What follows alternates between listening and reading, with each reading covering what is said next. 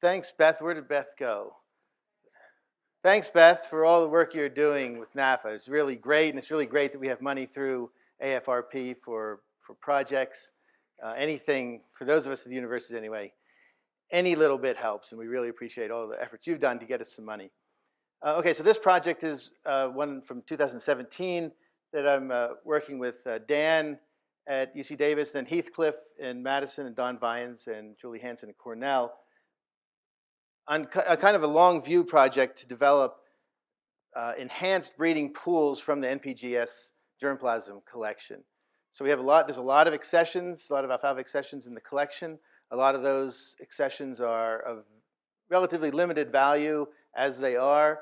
And so the idea here is to do some, what some people might call pre-breeding, to try to develop pools that would be more useful for actual commercial breeding programs down the road.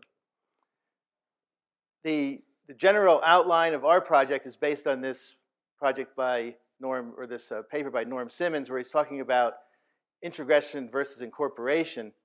Let's see, is there a pointer? Not that one. Oh, the big one in the middle that has a flashing light. The idea here is that if you have a germplasm collection that's generally poorly adapted, and you can pull single genes out and introgress it into the commercial cultivars, the well-adapted material. But if you really want to kind of enhance yield, enhance adaptation, some of these more complex traits, you want to do something called base broadening in this case, where you take your collection, do some sort of selection, and then incorporate that in over time to new cultivars. And the idea then would be that the collection is not useful directly in the commercial local genetic base, meaning the commercial cultivars, but over time, as you improve the collection, you can then make crosses, and that'll bump up what you're doing in the commercial cultivars.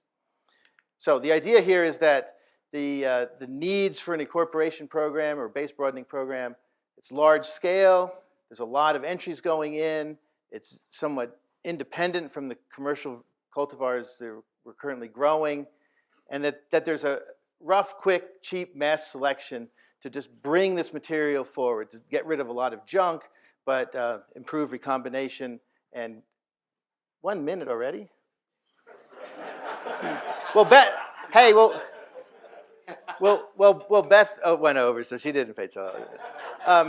Okay, so basically we have two programs, one in the north looking at the dormant germplasm, one in the south looking at southern germplasm, based on geographic regions that are likely genetically distinct. We're also using some markers to identify that.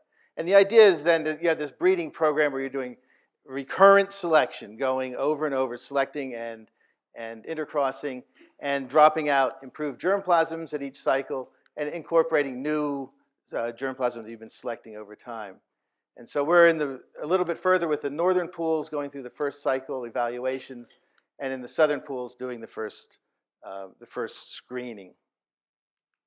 And so here are some nurseries. So we got some nurseries up in Wisconsin and New York, looking nice. This is down in El Centro. This is a harsh environment, and as you can see, in a year in, we've already lost a lot of plants in this nursery.